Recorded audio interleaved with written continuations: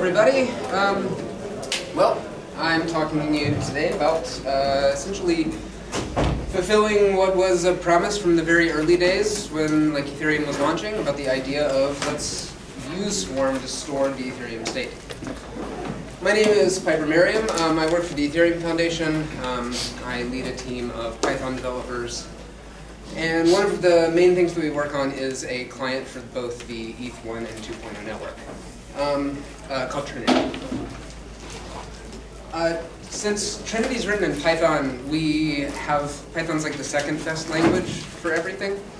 And we have had a bunch of challenges because of that. We're not as fast as Go, we're not as fast as Rust, and so we've had to come at things from different angles. Which has been hard at first, but now it's actually kind of cool because it's caused us to have to innovate in areas that other clients didn't necessarily have to. Earlier this year, I went to the Swarm Summit with the express intent of getting this effort started. And the Swarm team was incredibly receptive. It's been a really cool last however many months it's been. But first, I want to tell you a little bit of base knowledge that may or may not be things that you already know. So let's first look at the data structures that the Ethereum blockchain uses. We've got I've got these kind of split into two categories. There's the actual chain data itself. This is the data that you need to rebuild the entire state of the Ethereum blockchain. And the state data, this is the data that is used during EVM execution. The chain data looks roughly like this. There is a chain of 8.6 roughly million blocks. There are 500 million transactions and receipts. It comes out to about 100 gigabytes in total compressed.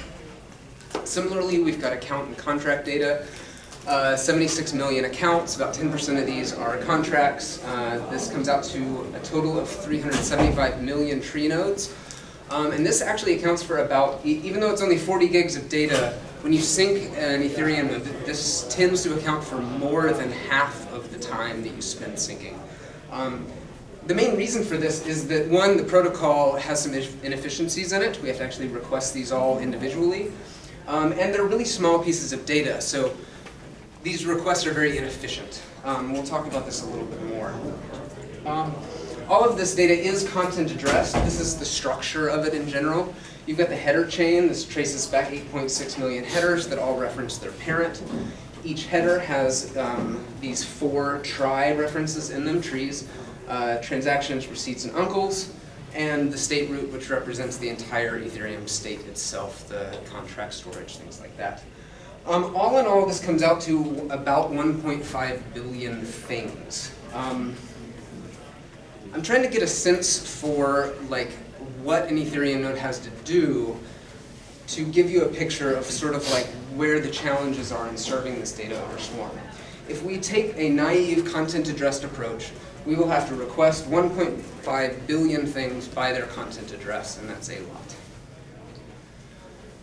Geth syncs in 1 to 2 days, which means that in order to do that, we would have to do approximately 10 to 20,000 things a second. The idea here is that there is a ton of individual pieces of data that we need to get all of it, and if we go at it very naively, we have to do a lot of stuff per second to actually be able to sync this. Here's a little bit about tries. They look something like this. This is how we store the state, this is how we store account data, this is how we store contract storage. And the important part here is that the only important parts really are the state root at the top and these green nodes at the bottom. All the stuff in the middle can actually be rebuilt from the nodes on the bottom. So we use the top as like the reference point for what is the state of this. But all we really want is the bottom stuff. Those inefficiencies I was talking about are that in order to get at this bottom stuff, currently we have to work our way down through all of this middle junk, which adds up pretty heavily to a lot of extra data and a lot of extra processing that has to happen.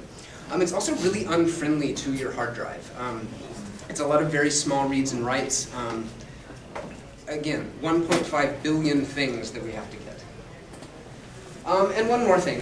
This was talked about a little bit earlier, but I think this is one of the important parts here is that Swarm nodes like data that is close to them. The swarm network has a topology, chunks hashed to some area of this network, and if you, a swarm node, are in a specific area that chunk hashes to, you will prefer to hold on to that one, but you will also prefer to hold on to things that are being frequently requested. So if something's popular, swarm nodes will tend to want to hold on to it. Cool, so on to the good stuff. We are working on building a bridge between the ETH and the swarm network. We call this BZZ ETH.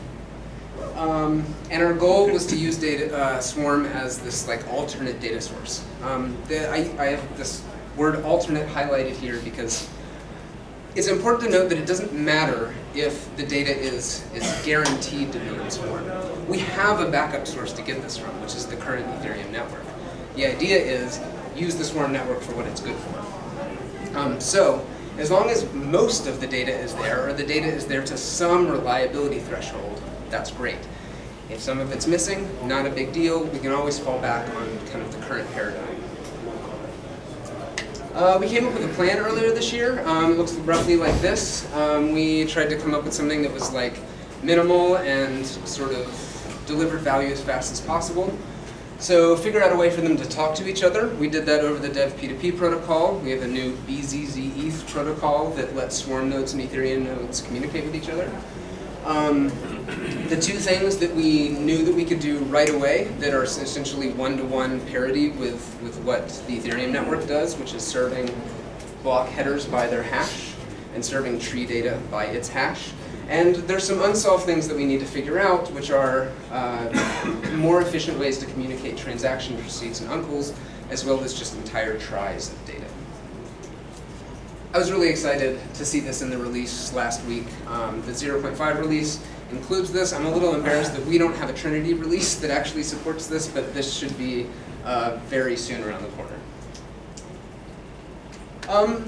So I spent a lot of time trying to figure out how to explain like the concepts in this. And this is one way that I came about it, which I wanted to highlight that at first glance, fetching this data over Swarm is worse than fetching it over the ETH network. And that isn't a hit on Swarm. Swarm does what it does very well. The reason that the ETH network can do better is that it has contextual awareness of chain data. So you can ask an ETH node, give me the block at this number, and ETH nodes know that. But for a Swarm node to know that, it doesn't make sense for Swarm to have a concept of canonical block numbers. Swarm's all about content addressed by its hash. So we have to come at this from sort of a different angle than we do in the ETH context. Similarly, you can ask an ETH node for a set of transactions for a given block. You can prove that data once you get it, and the reason that an ETH node can serve it to you, again, is that it has context. It keeps this extra metadata information about the chain that it's syncing. But it doesn't make sense for Swarm to know that information. Swarm should be sort of serving data by a content hash.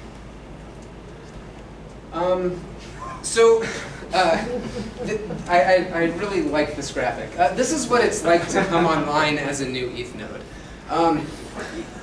Most full nodes have a maximum capacity that they can serve, a total number of teats, I guess. And most of the time, all of those slots are full, and you're the sad pig over here on the right who can't get any data.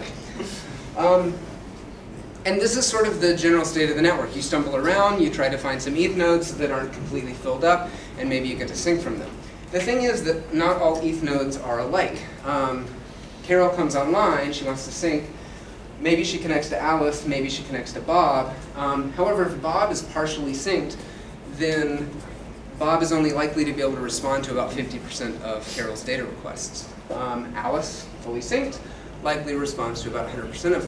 But the idea here is that not all ETH nodes can be like swapped for one another. Maybe Bob is broken and Bob is like stuck at some weird like fork and never got off of it. And Bob's just holding like a peer slot, you keep asking him for information. He maybe serves 50% of it, but there's a bunch of it that he's not going to be able to give you. This all builds to the concept that we're interested in here, is that if Alice is a fully synced node, and Alice is piping her data about the Ethereum blockchain into the BZZ network, then Carol can get that data from Alice like normal, But Carol can also request that data from any BCZ node, and it doesn't matter if the one that she's requesting from is the one that Alice is piping the data into. That node will then refetch the data from inside of the swarm network and get it back. What this allows for is Alice, just a single fully synced peer, piping her data into the swarm network to serve thousands of peers where previously she might only be able to serve 20, 30, 50, I don't know. But this acts as automatic kind of horizontal scaling because of these kind of natural properties of the swarm network that are amazing in that popular content will naturally spread itself around, will naturally be available. And so the idea here is let Swarm do what it does best. While it may not have this contextual awareness of the blockchain, of the state of the chain, of this kind of like deep information, it can do this one thing. It can do a bunch of things really well, but it does this thing really well, which is storage and retrieval of stuff by its content address. And the powerful part here is that we don't have sort of like a chicken and egg situation where we need a bunch of nodes piping data in to get a bunch of data out. One single ETH peer piping their data into the swarm network can serve thousands of other peers as long as there's adequate capacity in the swarm network to handle that. So this allows the ETH network, or the concept of an ETH peer that comes online to sync, it allows the network to handle a much higher capacity. We could have thousands and thousands of nodes come online all at the same time, and under the current network, they would struggle to sync. They would connect to ETH peers and be partially synced, and then other ones that are trying to sync would connect to them, and they would only be able to serve small percentages of the data. But if they're connecting into the swarm network, like we're tinkering around with, all it takes is one fully synced peer to serve all of these new peers coming online.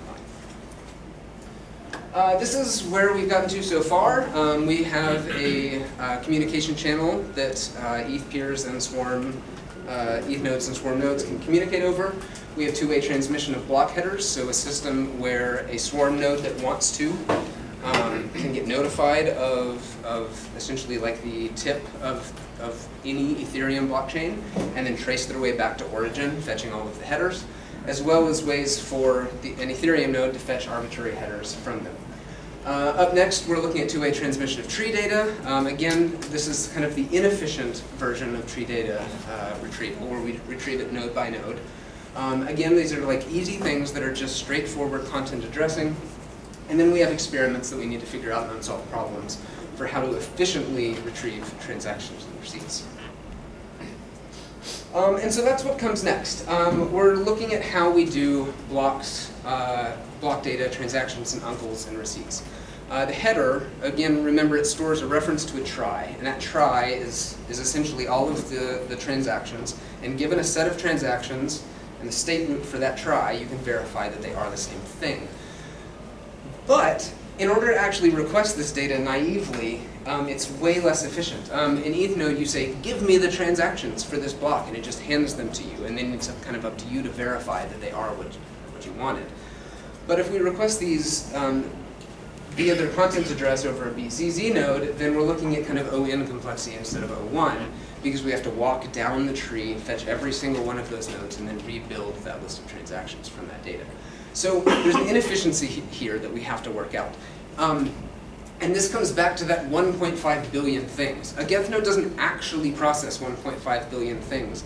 It uses these efficiencies of being able to collapse what would be 300 requests down to a single request in order to not have to process 10 to 20,000 things per second. Its actual needs are much lower because it uses sort of these shortcuts and things. And we have to figure out how to do that well within the context of ETH network talking to swarm network. So one of the first things here is ways to more efficiently retrieve tree data. Remember I told you earlier that the way that we currently do it is get the state root, get this thing, get this thing, get these things, and then finally we get to the data that we need. One of the things that's actively being worked on are protocols and ways for us to fetch these things in bulk and only fetch the data that we need. We've called these prefix queries, is one way to think about it, or range queries, which are give me all of the nodes between these two values here. Or another way to think of it is just like, give me the thing at the bottom. I know what I want. I don't want to trace my way down the tree. Just give me the leaf node at this key. And so one of the ways that we're looking at doing this is giving Swarm some like native understanding of the tree structure. This isn't native context of the blockchain, but this is more of a way to have it natively understand this tree structure and thus be able to return information in a more rich way. Another thing that, that we're looking at is just streaming retrieval of all of the leaf nodes for a tree. So rather than like give me part of it, it's, hey, just give me the whole thing, I want all of it. Or give me all of the pieces from it that I don't have yet. But it's ways to efficiently retrieve all of the data out of a tree without having to request each of the nodes individually. Another thing that we'd like to do is leverage this feature of Swarm called feeds. Show of hands, Swarm feeds? Cool. I am potentially going to bastardize this a little bit, but the general concept of Swarm feeds is that it is a time series database for a key value store. So you have a key topic, you've got a public key, whoever it is that is publishing to this feed, and you've got a value that's updating over time. And the idea is that you can retrieve this value, give me the current value, but you can also work your way back through history and say, give me what it was before, give me the before that, or give me it back at this point in history. So the idea is that a ETH node could feed this sort of subjective time series data into a Swarm feed, which then lets nodes retrieve data that isn't exactly content addressed, but they can consume this feed and say, oh, okay, I already synced from this node earlier. I know that they gave me good data. I see that they have a feed of all of their blocks that they've received. I don't even need to connect to Alice anymore. I can just consume her feed out of the Swarm network now in order to sync the blockchain. So this lets a full node, a good, like reliable full node, not even need to connect to a peer that comes online and still let that peer hold data that they're essentially feeding into these feeds. We've been working on this thing called beam sync in Trinity. It's sort of like a fundamentally different way to sync the chain. Remember I told you that we had to innovate to figure out a way to do things because, well, Python is slow. And the general concept, Jason may hate me for some of this if I'm bastardizing it, but the general concept is that Geth has this thing called fast sync, or like fast sync is sort of the current way that you sync an Ethereum node.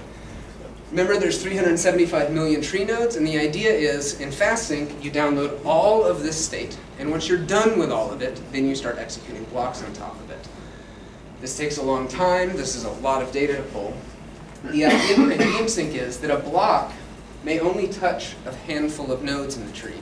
Our experiments show that it's somewhere between 1 and 3,000 tree nodes that get touched in a given block, and the idea is that we download this data on demand. So we spin up the node, we sync the header chain, and once we know what the tip looks like and we know what the state root is, we get the next block and we just start executing it. We run into a place in our state database where we don't have the data that we need. We fetch it on demand over the network. Once we've built all of that up, we've executed the block just like we're a full node, but we only had to download something like 100,000 times less data.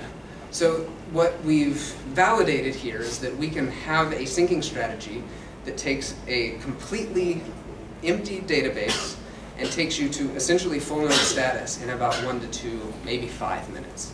So that takes the sync time from 2 days down to 5 minutes, which is huge. There's a lot of asterisks in there about what I mean when I say full node, and there's this entire backfill thing that has to happen. But the general concept is that we can go from 0 to 60, or whatever you want to call it, way faster than you can in the FastSync world. What we're looking at is ways to make this even faster. Block witnesses are this concept of what are all of the things that we need to execute a block. In block in, we touch all these red ones, and block in plus 1, we touch all these red ones, and essentially if you just have this data and a little bit of extra metadata so that you can prove that it's the right data, then you can execute that block. If you package all that up, we call that a witness. In current BeamSync, we actually have to spend some time working our way down through this to fetch all this. We make like something like actually 3,000 requests.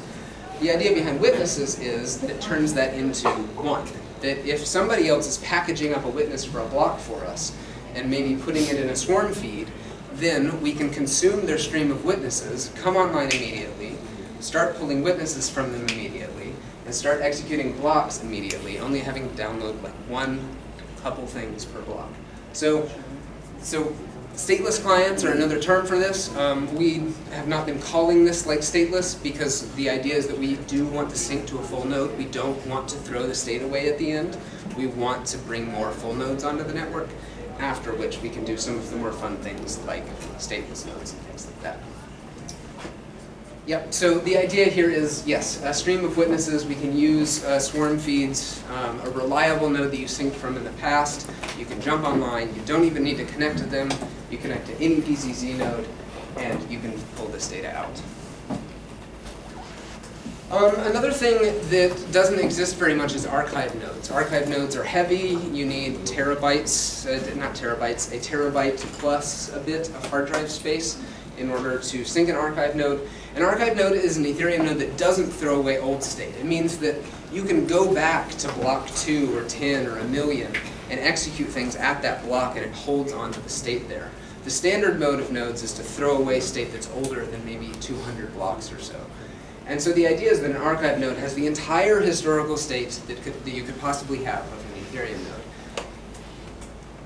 What we want to do is go sync an archive node. As we do it, pipe every single one of those tree nodes into the swarm network. Then we have all of that data there. We know that some of it over time is going to like disappear off the network because people aren't asking for it. But the nice part is we can just work our way back until we find a block that does have a consistent full state, and then recompute everything forward from there to refill that history. So using Swarm as sort of like the global archive node makes a lot of sense because the data access patterns for all of this old information, like you don't need to get at it super fast. It's not something that people use regularly, but it is valuable to be there so that you can occasionally, when you have special needs, roll back time and see what the hell was going on at block 2 million or whatever. Cool. Another thing that we're looking at is how we can store some of this extra metadata. So when you sync an Ethereum node, there's actually, remember earlier, we have about 100 gigs of chain data, about 40 gigs of state data. But if you look at the footprint on your hard drive, it'll be about 200 gigs. There's a bunch of extra metadata. Remember, there's 500 million transactions, and your node stores these mappings of this sort of context data, transaction hash to block hash, things like that. This alone is like 20 gigs of just index data, 20 gigs of metadata. And every single node computes this, every single node stores this on their machine, and it would be ideal if there was a nice way for us to fetch this data over the Swarm network. It is one of the problems that we're still working on figuring out how to solve. A pretty standard thing is to ask your Ethereum node, give me this transaction, give me the transaction for this hash. Until you've downloaded the entire chain state as an Ethereum node, you don't know this. And there is nothing in the Ethereum protocol to retrieve a transaction by its hash, which is why nodes have to store this metadata. But it makes sense for us to try to figure out ways to store this in the Swarm network itself. It gives us a way to sort of like share these indexes or contribute to them as a group, things like that. Another thing that Ethereum nodes have started doing recently is sort of considering certain chain data as ancient. Blocks like 1 through 1,000,000 are like not going to change. Really, blocks like anywhere head minus a couple hundred are very unlikely to change. And we can think of these sort of as just like append-only files. You can package them up into chunks, store them as sort of ancient chain data, and then again, if you have a node that you've synced from in the past, you know they were reliable, which really only means that it's low likelihood that they're going to be griefing you. If they actually publish hashes for their ancient chain data, we can download these things in bulk. All of this data is still verifiable. You're not trusting them in any way. The worst thing that they can do is give you garbage data that doesn't validate locally, and then you throw it away and you go somewhere else to get it. But we could speed up a ton of stuff by just downloading. I mean, How long does it take to download 100 gigs of data on a decent internet connection? It doesn't take a whole day. So if we package this stuff up into chunks of bulk data, we can download the entire header chain and the entire ancient chain data in a couple of minutes rather than what currently takes hours or days. Another thing is actually using Swarm for scalable light client infrastructure. In the current model, there's no BZZ in here, and all LES peers rely on full nodes to get their data. If we have all of the state data in the Swarm network, and if we have all of this information in the Swarm network, then now all of a sudden LES light client nodes would be able to get that data from other ETH peers, from BZZ peers, and potentially from each other. And a lot of this is just ongoing research advancing the light client protocol for Ethereum clients. But the majority of data should be retrievable over the BZZ network if we're piping it. Cool. It's been really cool working with the Swarm team on this. I've wanted to collaborate with them for a while, and they were so receptive to doing this, and it's really exciting to see these networks bridged and talking to each other.